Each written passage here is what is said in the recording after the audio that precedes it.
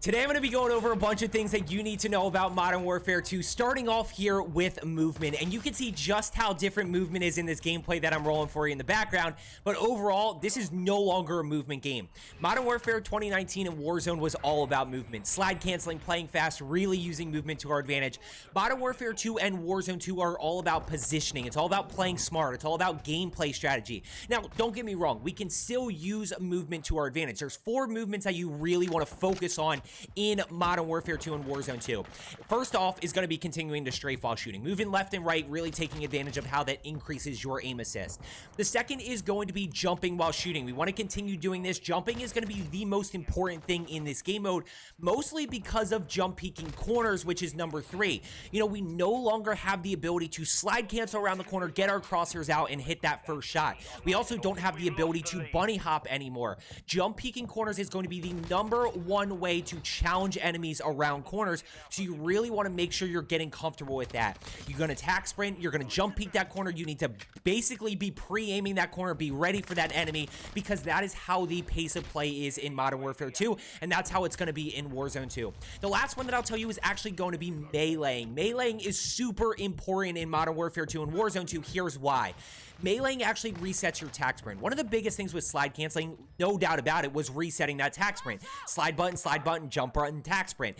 In Modern Warfare 2 and Warzone 2, we reset it with the melee button. Now, in the close maps on multiplayer Modern Warfare 2, not a huge issue. You're not going to be using it that much. But if you play some big map games like Ground War or Invasion, and even as we head into Warzone 2, you're going to need to be able to reset that attack sprint to run a little bit faster. So we do that simply by meleeing. It's much slower, it's much clunkier, but at the end of the day, it resets that attack sprint, allows us to basically get our gun up in the air and run a little bit quicker. Now, the second thing that I want to talk about is going to be your pace of play. And like I said, it is a totally different game when it comes to the pace. You know, Modern Warfare 2019 Warzone was all fast-paced, really pushing the issue, challenging enemies quickly. Modern Warfare 2, Warzone 2, all about gameplay strategy, pace of play. It's going to be about positioning. Even in game modes like Team Deathmatch and Kill Confirmed, I am playing more strategically, trying to find angles that I can hold. We really see this in our objective games like Domination Headquarters and, you know, even things, I mean, Ground War and Invasion are more open map, which I'll talk about in a second. They're more team deathmatch based, but even there, we are talking about positioning and gameplay strategy. Start getting in the habit of really thinking about the positioning and the angles that you can take with cover to get a bunch of kills and put together a kill streak. Which, real quick, by the way, make sure you are subscribed down below for all things Modern Warfare 2 and Warzone 2.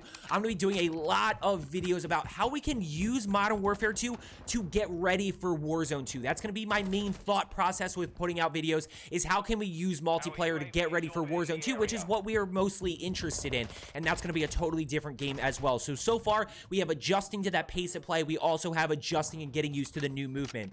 Now, the third thing here is going to be a big one, totally different than Modern Warfare 19 and Warzone, which is going to be your minimap. I talk about the importance of your minimap all the time, especially using it to understand where people are shooting. That is no longer the case. I'm going to keep this very short and sweet. Do not look at your minimap unless you have a UAV up. It will get you killed, I promise you. For whatever reason, when you shoot a gun, even if it's unsilenced, it no longer pops up on the minimap. So basically, the minimap is useless, except to understand like where a, you know, position is in terms of domination and headquarters. It's really, you know, just to help you figure out where your teammates are. But in terms of figuring out where enemies are, unless you have a UAV up, it's completely pointless. So don't look at it. Focus on what is actually going on in front of you. Pretty sure that's going to be the same exact thing in Warzone as well. So UAVs are going to be absolutely crucial. Now, when it comes to game modes, I've got a few that I'm really playing. Like I said, I'm really trying to focus on how I can get ready for Warzone 2, which is going to be Domination Headquarters, and I really, really like this game mode right here called Invasion. You know, it's very similar to Ground War, very big map base. We're thinking about positioning, we're thinking about gameplay strategy, but it is a little bit less sweaty because there are actually some AI in there. Now, that mix between AI and real people gets interesting because you got to assume everybody's a real person, but it's just a kind of more relaxed way to play. It's a way to get used to the guns. It's a way to get used to the movement and really the gameplay strategy, as well as leveling up guns, which let's go ahead and talk about that. Like I said, my whole goal with Modern Warfare 2 is to think about Warzone 2. I don't care if you hate this game. You could love this game. I hope you do love this game, and I hope you enjoy it. If you hate this game, you still need to be thinking about Warzone 2 and getting your guns leveled up. The last thing that you want to do is be the person who says, I hate this game sucks, I hate the way it plays out, I'm going to go play Rebirth and Fortune's Keep, and then on day one comes around, we figure out what the meta is, and you go, I don't have anything leveled up, and now I've got to figure out how to do that. You do not want that to happen. So figure out what game mode you actually enjoy playing. Play a little bit slower if you have to. Just pick up a lot of kills, or as many kills as you possibly can. You almost use it as practice to get ready for Warzone 2 while actually leveling up guns. So now let's actually talk about leveling up guns here, which is super interesting. And I actually want to switch this and go to the I want to go to the Lockman real quick, because when we go to Gunsmith, this is actually super interesting. So you're going to have a bunch of base attachments for everything, right? So right here, we have our FTAC, FFS, Pineapple, and Operator Foregrips. Those are kind of the base ones for the Lockman right here. But I want you to specifically remember this one right here. When we take a look at the demo IMP44 grip, that is unlocked by leveling the TAC 56 to level 6. So this is where I talk about we got to level up a lot of different guns.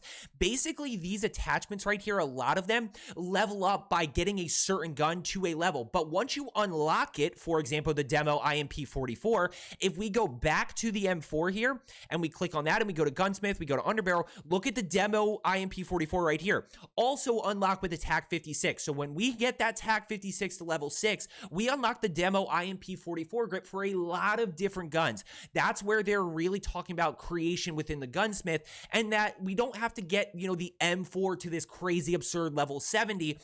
Basically by leveling up a lot of different guns, we get a lot of the attachments. And look, we're still trying to figure out what the best builds are. By the way, we have 5 attachments. We're back to 5. We no longer have 10, so got to be a little bit strategic. And there's a lot of cool things that you can do. You can actually tune these. As you can see, we can increase the recoil smoothness. We can increase the aim down sight speed. We can actually change the aiming idle stability, the bullet velocity. There's going to be so much creation within the Gunsmith, and it's going to be a balance between finding that meta and finding what you're actually comfortable with. And that's where it's just so important to get as many guns leveled up as possible. And there's a lot of different options here. We got the AR. By the way, the Lockman, some of these are actually kind of base weapons right here. So if you notice the Lockman right here with the battle rifle, I actually had to get that to level like 12 or 16 or something, which unlocked the Lockman AR, which also unlocks the Lockman sub right here. Actually get the Lockman 556 to level 12. So here's what it is. The Lockman 762 unlocks the Lockman 556, which unlocks the Lockman sub. So that's where we see the progression of unlocking weapons and why it's so important to really be using a lot of different guns. And by the way, make sure you are popping your double XP tokens. Now I kind of want to finish this off here with settings, and I'm not going to do a full settings video today, but I do want to talk a little bit about a few different things. When we talk about controller, as I said with your button layout, guys, melee is a very important button. It didn't used to be, besides the fact that you could beat people down with a pistol, but let's be honest, whatever. I'm not even going to get into that. Meleeing is super important in this game because it allows you to reset your tac sprint. So if you're running a normal controller, run bumper jumper flipped right here. We're not running tactical because slide is no longer as important. The melee button allows you to reset that tac sprint. Jumping is going to be more important than sliding. So bumper jumper, put your melee on the right stick so you can reset that tac sprint, puts the left trigger as jump. If you are running a default controller or claw, if you are running claw, just make sure that you have, you're getting into that repetition of hitting that melee button. If you run a paddle controller, make sure you have, or if you can, try to have a paddle map to your melee button so that you can easily reset it. The other things that I want to talk about here under controller, your aim assist type is going to be one of 2 options. You can run default or black ops. I prefer black ops. This is just kind of preference. Do not run precision or focusing, though. Do not run those. Default or black ops, best option. Play with both. See which one you play better with. That's where we talk about comfort. Default is going to be like Modern Warfare games. Traditional black ops is going to be like Black Ops games. So that's where we're talking about just kind of 2 slightly different variations of aim assist, and figure out which one you like better. Aim response curve type, I always run dynamic. I just feel most comfortable with it. And the last thing that I want to talk about is actually going to be under graphics. We're going to go down to first person camera movement. Make sure you have this set to least. This is going to decrease your camera shake, make it a lot easier to hit shots. So I'm going to be doing a settings video, guys. Like I said, if you haven't already, make sure sure you hit that subscribe button down below. If you haven't already in this video, make sure you hit that thumbs up button, guys. And if you made it all the way, as always, thank you so much for your support. I'm going to be streaming a bunch in terms of Modern Warfare 2. So I'm super excited about Modern Warfare 2 and Warzone 2 and what's to come. It's going to be an adjustment period. I just want to leave you with this if you made it this far. It's going to be an adjustment. It's going to take some getting used to. We are now at 2.5. I mean, we're in October of 2022. Warzone came out in April of 2020. We're at 2.5 years of the same movement, of the same mechanics. It's going to take some adjustment and some getting used to the new movement. It's not even new movement, it's just different movement. It's going to take some getting used to the change of pace of play, and that is okay. I'm going to continue to help you. I'm going to continue doing tip videos. You know, a lot of this is going to be more fun. You know, for so long in Rebirth, we talked about pace of play. We talked about, you know, playing quick, anticipation with intent, centering your crosshairs, all these different things, challenging with momentum. Now we're going to be talking a lot more about rotations and positioning and gameplay strategy, which I'm super excited for. The other thing that I will say, guys, just want to leave you with this for my longtime supporters here. When it comes to Resurgence versus BR, I'm going to be totally honest. First instinct right here for me is that this gameplay strategy and this pace of play kind of leans more towards a BR game mode. Resurgence is very fast paced. It is a glorified team deathmatch, although keep in mind that at the end of the day, it's increased health and that stuff, which is what I really love, and it has that respawn dynamic. But I could see this pace of play and this movement really playing better in a battle royale style, and I'm not going to be opposed to doing that. I think it's something that we should be open to. We all loved Verdansk. We all loved the BRs. We just happen to fall in love with Rebirth and the Resurgence game mode. I don't know how well these movement mechanics and this pace of play is actually going to be playing out in a Resurgence style game mode, because it's so much. Look, here's the way I'll put it. If we're really focusing on gameplay strategy and positioning and all that stuff, like, that's not something we're going to do on a small map. We're not just going to be like, okay, let's go sit in living quarters and wait for people and play positioning and play strategic. Like, that's the antithesis of what we actually want to be. We want to be aggressive and pushing, which, if we're gonna play more strategic, it's probably better to play battle royale. It's probably more fun to play battle royale. So that's just something that's been going on in my head. Let's just be open to it. I want to encourage you guys to be open to it. Let's see how it plays out. Let's see how it feels before we make any judgments. Let's give them an opportunity to really sell us on the BR. You know, if there is a Resurgence game mode when Warzone 2 comes out in 2.5 weeks, we'll see what happens. We'll give it a shot. We're also going to give BR a shot. We're going to play a little bit of everything. We're gonna have fun. I think that's the biggest thing, guys, is I just want to go back to having fun, enjoying this game, you know, and overall just trying to help you guys get better. So as I always say, let's get better today, and I will see you tomorrow.